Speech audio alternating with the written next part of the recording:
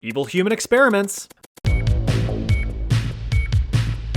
Alright fellas, let's start things off a little easy. Back in the 4th century BC, Greek civilization was reaching new heights. People were getting more and more curious about the world around us and began asking really important questions. What does that do? How does that work? Should I do a Did I leave the oven on? How do magnets work? Will she call me back? Is this real life? Or is this just fantasy? Does the shrimp really fry the rice? Or not? All pretty valid questions for people just wishing to learn the workings of the natural world. While many focus on the mechanics of the universe, others chose to focus on the inner workings of humans themselves, and not only from a philosophical standpoint. Sometimes you just want to know what makes us tick. That's what Greek physician Herophilus wanted to find out and document in detail. After getting his education at the Hippocratean medical school in Greece, Herophilus turned his bulging eyes towards the city of Alexandria, Egypt, with its big, throbbing library chock full of scrolls just begging to be read. "Time to go to Egypt," he said, and so he did. After getting himself established and taking on a student, a young physician named Erasistratus, they got to work. Together, the two men would begin to carve out a new branch of science, anatomy. But in order to do so, you need some bodies to cut open to start slopping their guts around. And what better way to obtain fresh bodies than to use condemned criminals, captured and supplied by the Alexandrian rulers. Little Hero and Era were like kids in a candy store with a hopeful glimmer in their eyes, excited to begin their wondrous experiments. But surely the criminals put under the knife were already past their expiration date, right? Nope. Instead, Hero and Era performed live human dissections, called vivisections, to broaden their understanding of the human body. They even went as far as to perform these surgeries in full view of the public for anyone who thought it would be cool and interesting. Wow, that's both cool and interesting. That's what I'm saying! Herophilus documented their findings in extreme detail, making breakthrough discoveries of the human anatomy. In doing so, he inflicted unimaginable suffering to his subjects. Since anesthetics weren't really a thing back then, the victims felt every cut and slice, at least until they passed out from the pain or died of blood loss. Dissecting intestines, reproductive organs, eyes, or even purposefully damaging the motor nerves to inflict paralysis. It was basically a big game of, what does this button do? In the end, Hero and Era's findings over 40 years of vivisections were revolutionary for the medical world, especially since human dissection would be outlawed shortly after their work was completed. It wouldn't be until 1800 years later that performing human dissections would be a medically acceptable practice again. But like, you know, on dead people? Their work was stored in the renowned Library of Alexandria, but they were lost in the Great Fire a few hundred years later. Project 4.1 was actually a side project proposed immediately after the deployment of Castle Bravo, a high-yield thermonuclear bomb that was dropped in 1954 by the United States. Bravo was part of Operation Castle, a series of other high-yield nuclear tests with the goal of establishing superiority over the Soviet Union. The Marshall Islands, a remote Pacific group of islands, served as ground zero for the detonation of the nuclear weapons. Castle Bravo was the strongest detonation and surprisingly produced 2.5 times the expected explosive yield, resulting in an explosive force equivalent to 15 megatons of TNT. To put that into perspective, that is 1,000 times the explosive force of the nuclear bomb dropped on Hiroshima, Japan in the final days of World War II. Like, goddamn. To make matters worse, the Marshall Islands were occupied with citizens. So US officials were kind of like, sir, shouldn't we get those people out of the... Bless you. Thanks, sir. Allergies have been bothering me all day. Must be the radiation, right? No, but seriously, are we gonna get those people out of the radiation zone? Yeah, you know, that was on my to-do list. Well, too late now, so let's just see how things turn out. Operation Castle was quickly amended with the addition of Project 4.1. This new section aimed to study the human response to significant radiation exposure. You know, as if tens of thousands of victims in Hiroshima and Nagasaki weren't evidence enough. Commander of the U.S. Naval Medical Corps, Eugene Cronkite, was in charge of the project and swore everyone involved to absolute secrecy because he thought the public wouldn't be too keen on the whole test nuclear radiation on non-consenting people thing. Overall, 239 Marshallese residents were exposed to significant levels of radiation and began showing signs of radiation poisoning a few days later. Symptoms included loss of hair and significant skin damage with weeping wounds, although the wounds did heal rather quickly. Immediate observations ceased after 75 days with the conclusion that no long-term effects were likely. But just out of curiosity, regular checkups were performed on the residents for years after.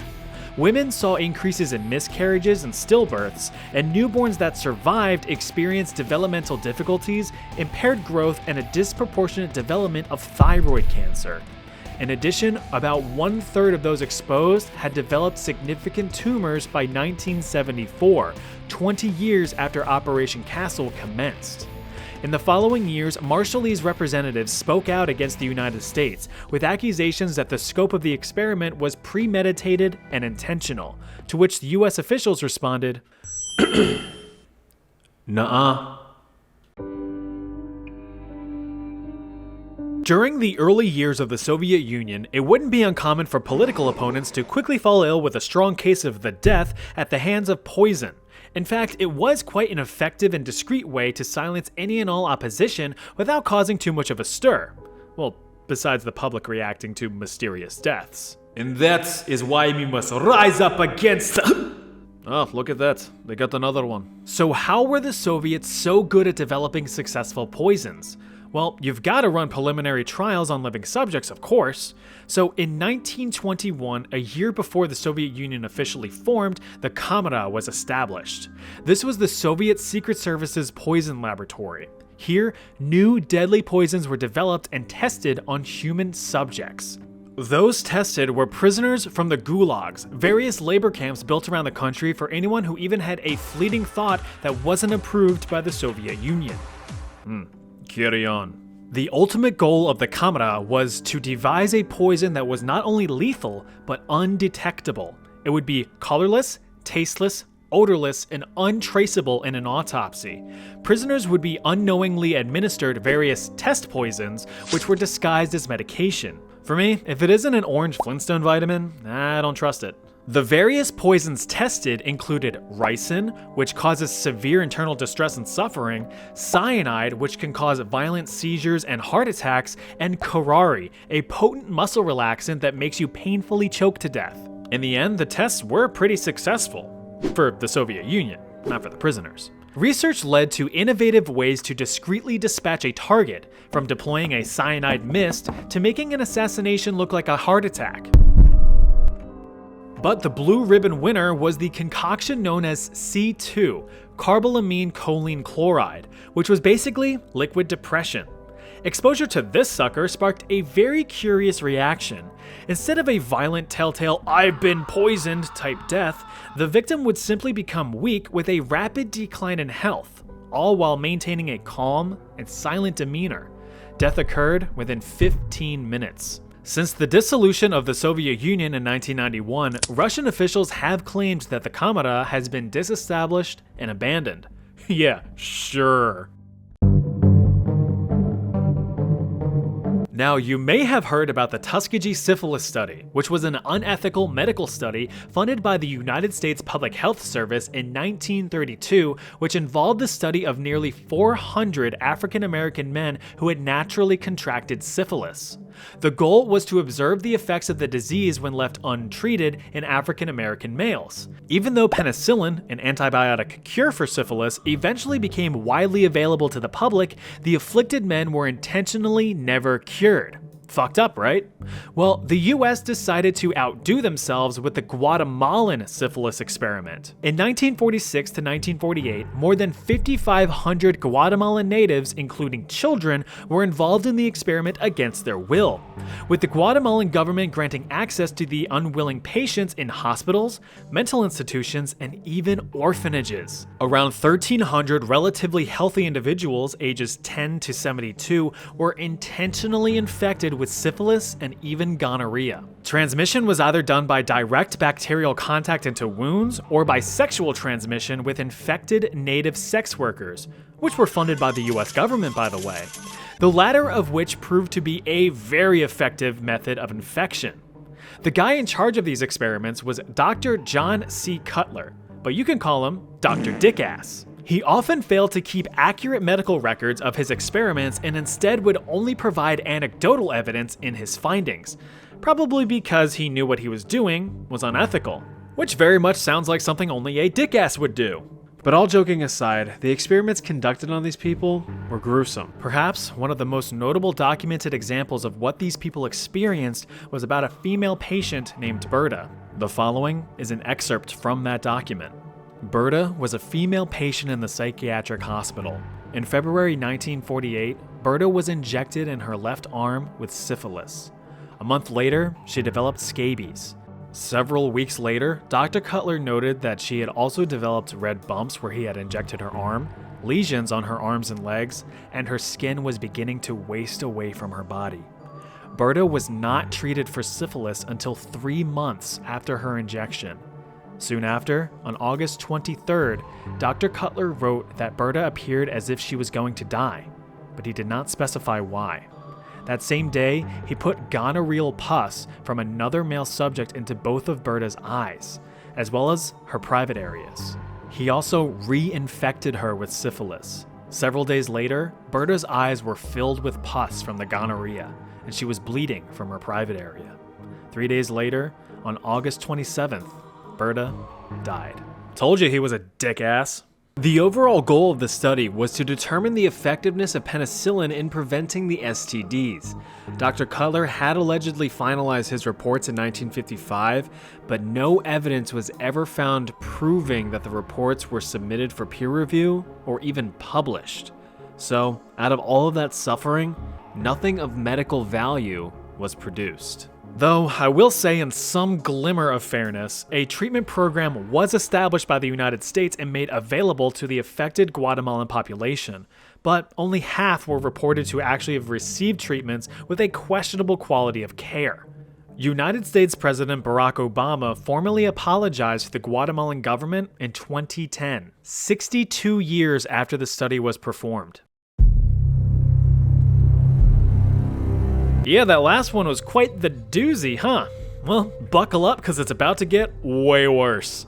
See this right here? This is Unit 731. It was home to some of the most notorious and truly evil war crimes committed by the Japanese in World War II, which are definitely up there with some of the worst in the history of mankind. Unit 731 served as a lethal human experimentation and biological weapons laboratory during the Second Sino-Japanese War between China and Japan, which ran concurrent to most of the events of World War II. This nightmare facility was established in 1935 in the sub-provincial Chinese city of Harbin, 4 years after Japanese forces invaded the Chinese region of Manchuria. Inside, hundreds of thousands of Chinese and even some Russian prisoners of war were subjected to some of the most egregious and horrifying human experimentations known to man. Experiments performed on men, women, and children, which is everyone. Those chosen for experimentation were dehumanized and referred to as maruta, or logs, rather than as people, because the cover-up story for Unit 731 was that it was a lumber mill. It should be noted that the vast majority of the experiments in the facility were carried out to fulfill morbid curiosity, with those performing or overseeing the studies described as merely playing. A testimony from a Japanese professor who witnessed the studies was quoted saying that some of the experiments had nothing to do with advancing the capability of germ warfare or of medicine. There is such a thing as professional curiosity. What would happen if we did such and such? What medical purpose was served by performing and studying beheadings? None at all. That was just playing around. Professional people, too, like to play. So basically, experiments were like, I wonder what would happen if we just hucked a grenade at a guy. Bang. Oh look, he exploded. Hey, can I go home now? Gee, I wonder if this large heavy object will crush this guy. Yup. Will this guy freeze to death if I freeze him to death? Wow, who would have guessed? A lot of these experiments were designed to test the absolute limits of the human body. Tests included depriving victims of food or water to see how long they could survive, placing victims in low-pressure chambers until their eyes popped from their skulls, injecting victims with animal blood, hanging victims upside down until death, or even draining victims of blood just to study blood loss limits. Some victims were even dehydrated in front of large hot fans to the point of mummification. At the time of death, they only weighed 20% of their initial body weight. Perhaps one of the worst examples I've read was the forced pregnancy of female victims.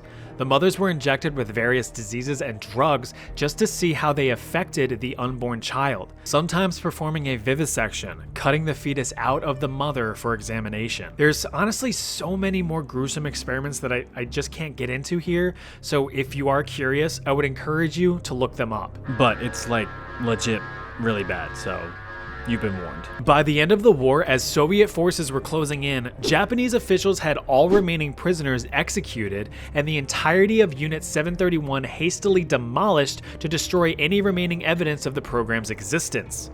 The United States had discovered trace evidence and pressured Japanese officials into spilling the beans, under threat that they would be handed over to Soviet officials for trial and punishment if they did not cooperate. Once the US learned the full extent of the horrors of Unit 731, all of those involved were swiftly brought to trial and executed for their crimes. Except, no, they actually weren't. In reality, the United States claimed that the data collected from the inhumane atrocities was actually pretty valuable, since it is otherwise ethically unobtainable through conventional means. As such, many of those involved were granted immunity and freedom in exchange for the data. The deal was struck, and the United States kept everything under lock and key. The Soviet Union, however, pursued trials against the top military leaders and scientists from Unit 731. In the end, only 12 individuals were tried and sentenced to several years in labor camps, although the United States repeatedly denied that Unit 731 ever existed. Well, that was a bummer. Here's something to cheer you up. I'll see you over there.